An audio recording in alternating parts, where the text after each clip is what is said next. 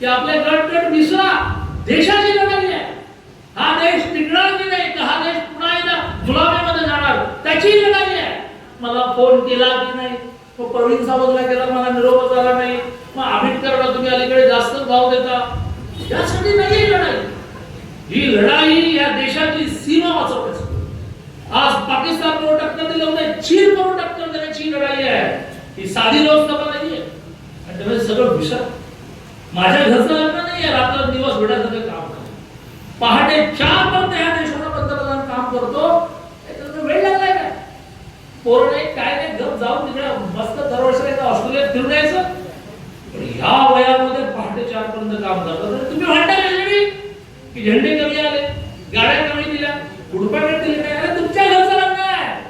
तर हा पंतप्रधान मोदी झाला तर तुमचा देश जगायचा आहे, वाचायचा आहे, शेतकऱ्याचं व्हावायचं आहे. तर मला असं वाटतं की ज्या तालुक्यामध्ये मी राहतो तिथे माझा अधिकार आहे. या तालुक्यामधून मताधिक्य जास्त पाहिजे. पण मी मागण्यापूर्वी काम केलं ना. या तालुक्याचा एक